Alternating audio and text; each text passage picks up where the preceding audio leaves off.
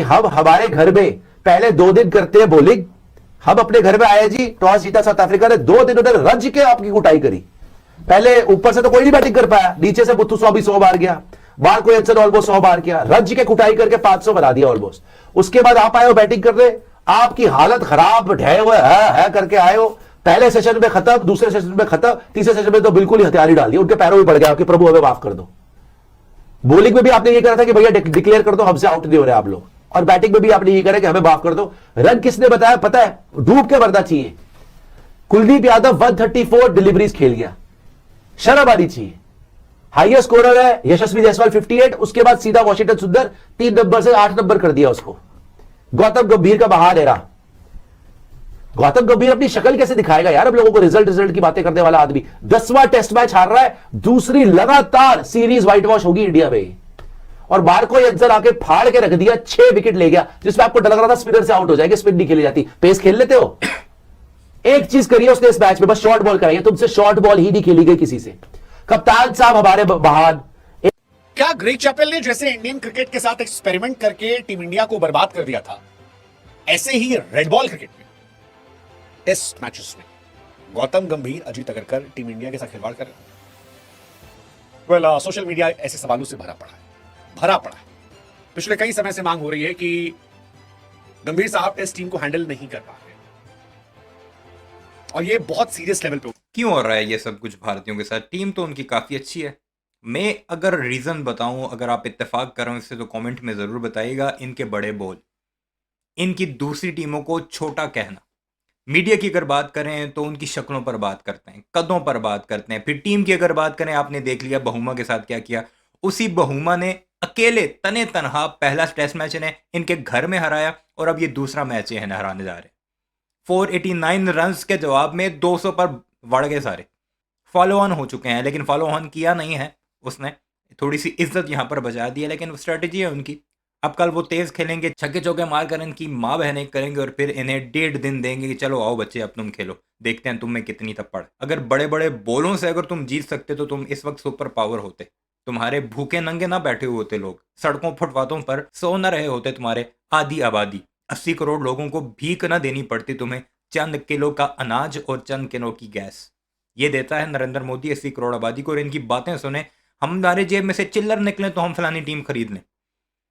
तो फिर जब औकात सामने आती है तो फिर ये चीखते हैं। कल का दिन यानी संडे का दिन पाकिस्तान की जीत पर इनका बर्बाद हुआ, और आज साउथ अफ्रीका ने पेल पाल कर रख दिया। देखते जाइए इनका रोना, एंजॉय कीजिएगा। चैनल को सब्सक्राइब नहीं किया तो इनकी जलालत देखने के लिए ऑफ द स्क्रीन को सबसे पहले सब्सक्राइब कीजिए।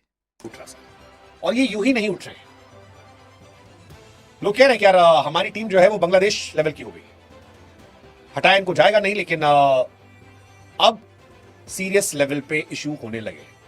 इंडिया 2 बार WTC फाइनल खेलती है, तब खेलती है जब इंडिया घर पर एक तरफा जीतती थी, हम बाहर हारे थे।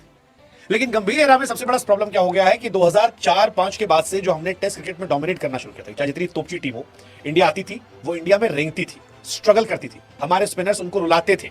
आज इंडिया घर में रो रही। गंभीर एरा में 36 साल बाद हम न्यूजीलैंड से हारे थे, 19 साल बाद हम चिन्नास्वामी में टेस्ट हारे थे। पहली बार ऐसा हुआ था कि 50 रन के नीचे हम ऑल आउट हुए थे। पहली बार ऐसा हुआ कि न्यूजीलैंड ने हमें टेस्ट सीरीज हरा दी। पहली बार ऐसा हुआ कि 12 साल में होम टेस्ट सीरीज एक तरफा गई।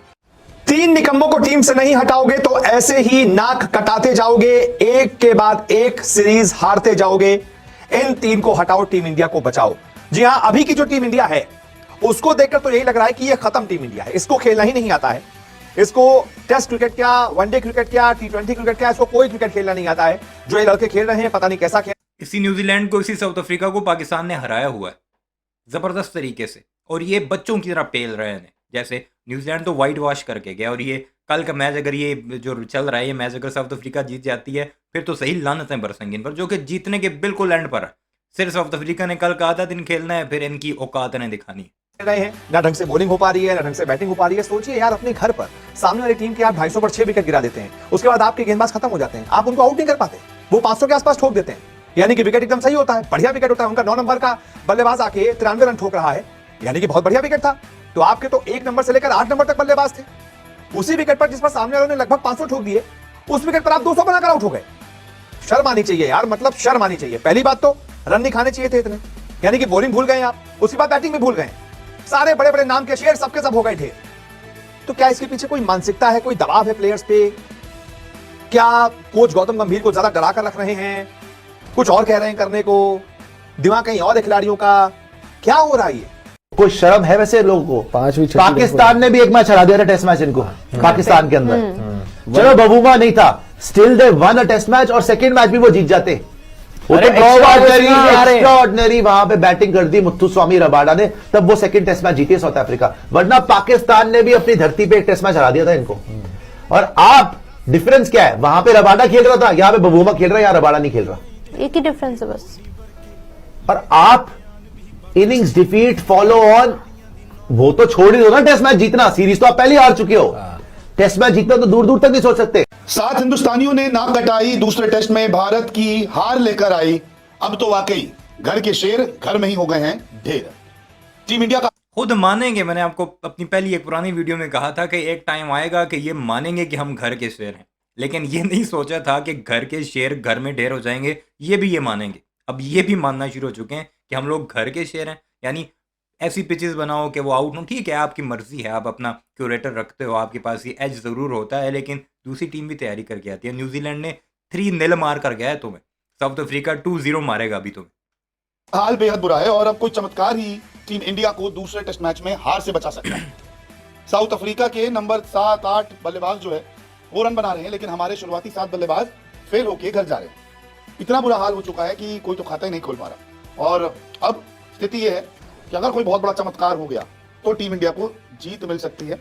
ड्रॉ पर तो ये मैच खत्म नहीं होगा, या तो हार मिलेगी इंडिया को या चमत्कार से जीत मिलेगी। ड्रॉ ये मुकाबला नहीं होगा। दरअसल टीम इंडिया के 7 बड़े बल्लेबाज बड़ी ही जल्दी एक के पीछे एक आउट होते चलते बने। लगभग 10 रनों के अंदर उन्होंने तो 4 विकेट अपने गंवा दिए थे। इतना बुरा हाल हो चुका था। साउथ अफ्रीका ने बनाए थे 489 रन और जब भारतीय टीम बल्लेबाजी करने आई तो जायसवाल और केएल राहुल ने पारी अच्छी खेली। आपने एक अच्छा स्टार्ट दिया था। 58 रन जायसवाल ने बनाए, केएल राहुल ने बनाए 22 रन। उसके बाद साई सुदर्शन 15 रन बनाते हैं, ध्रुव जुरैल खाता तक नहीं खोल पाते, ऋषभ पंत तो अंधाधुन शॉट लगाकर आउट होते 7 रन पे, रविंद्र जडेजा 6 रन पे आउट होते हैं, नीतीश कुमार रेड्डी जो है वो 10 रन बनाकर आउट हो जाते हैं। Back to back test match 12 साल बाद गए। वानखेड़े 12 साल बाद हारे। व्हाइट वॉश पहली बार इतिहास में घर में हुआ टेस्ट सीरीज में। फिर 13 साल बाद हम मेलबर्न में हारे। बॉर्डर गवास्कर सीरीज जो है 10 साल बाद हम हारे। 3 टेस्ट मैच ऑस्ट्रेलिया के सामने हम 12 साल बाद हारे। WTC क्वालिफाई हम पहली बार नहीं कर पाए। 350 रन बना के हम डिफेंड पहली बार नहीं कर पाए, सेकेंड टाइम 92 साल की हिस्ट्री में। 11 साल बाद हमने 600 प्लस रन पिटवाए। 200 रन हम चेज नहीं कर पाए। 124 हम चेज नहीं कर पाए यार, घर पे कोलकाता में पहली बार ऐसा हुआ। और अब साउथ अफ्रीका में भी सीरीज हरा रही है। सवाल यह है कि क्या गंभीर साहब जो है, जिनके खुद के रेड बॉल क्रिकेट में बड़े अच्छे स्टैट्स नहीं है, हालांकि स्टैट्स से कोई लेना देना नहीं होता कोच का, बट रेड बॉल में क्या उनके एक्सपेरिमेंट्स इंडिया को बर्बाद कर रहे हैं? जैसे ये टेस्ट मैच, इसमें भी सवाल उठ रहा था। सवाल, आपने पिछले मैच में वॉशिंगटन सुंदर को 3 नंबर पे क्यों भेजा? अगर आपको लग रहा है वो काबिल प्लेयर है, जो मुझे लगता है, I truly believe in Washington Sundar's batting ability, तो उनको 8 नंबर पर इस मैच में नहीं उतारना चाहिए था। पिछले मैच में भी आप जबकि टीम स्ट्रगल कर रही थी, सबसे ज्यादा गेंदें उसने खेली थी। तो ऐसे में 3 ऐसे खिलाड़ी मुझे समझ में आए हैं जिनको अभी तुरंत हटाए जाने की जरूरत है टेस्ट टीम से। इन 3 को नहीं हटाया तो इसी तरीके से हम नाक कटाते जाएंगे, एक के बाद एक मैच हारते जाएंगे, अपने घर पर अपना सुपड़ा साफ करवाते जाएंगे। कौन है ये 3 खिलाड़ी, एक एक करके आपको बताता हूं। सबसे पहला नाम है इसमें साई सुदर्शन का। वैसे तो आईपीएल में इन्होंने इतने सारे रन बनाए थे, सबने कहा था भाई इसको ले लो तुरंत, सारे फॉर्मेट में ले लो, और जैसे ही एक टेस्ट फॉर्मेट में लिया गया, भाई साहब ने अभी तक एक ढंग की पारी भी नहीं खेली। इसके बाद दूसरे खिलाड़ी है इसी लिस्ट में, नाम है ध्रुव जुरैल का। बताइए, भाई साहब विकेट कीपर थे, इनको प्रॉपर बैट्समैन के तौर पर खेला। भैया सारे बैट्समैन जो डोमेस्टिक में अच्छा परफॉर्म कर रहे हैं, ऋतुराज गायकवाड़ टाइप के, वो सब चले गए क्या देश छोड़कर? जो आपको ध्रुव जुरैल को बतौर स्पेशलिस्ट बैटर खिलाना पड़ रहा है, और इन्होंने भी कोई खास प्रदर्शन नहीं किया है। 14 पारियां मिल चुकी हैं भाई साहब को, 14 पारियां ध्रुव जुरैल को, 457 रन है। तीसरे फिसड्डी खिलाड़ी हैं नीतीश कुमार रेड्डी। सिर्फ एक ऑस्ट्रेलिया वाली पारी छोड़ दो, पता नहीं कैसे खेल गए थे वो, तो ये कुल मिलाकर 15 पारी खेल चुके हैं, 15 मौके मिल चुके हैं अपनी बल्लेबाजी का अच्छा प्रदर्शन करने के लिए। छोड़ो इन तीनों खिलाड़ियों को बाहर निकालना। मैं एज अ पड़ोसी तुम्हें एक मशवरा देता हूँ, वो ये है कि अपनी जुबानों को लगाम दो, दूसरों को छोटा समझना छोड़ दो।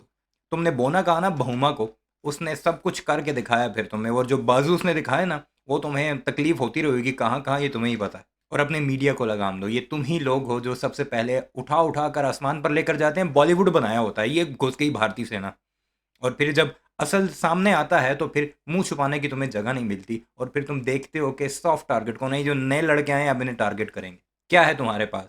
एक क्रिकेट, वो भी अब इसका बेड़ा गर्क हो गया है। दूसरा तुम्हारे पास मंडी है, एक लोगों का एक हजूम है, 1.5 अरब की आबादी है बस। तीसरा कुछ भी नहीं है तुम्हारे पास। उन 1.5 अरब के हालात क्या हैं वो जब आप डीप डिग करेंगे, मेरी वीडियोस देखते होंगे आपको, और आपको अंदाज़ा हो गया होगा कि भारतीयों की भारत में औकात क्या है, उनका लेवल ऑफ लिविंग क्या है, स्टैंडर्ड क्या है लिविंग का।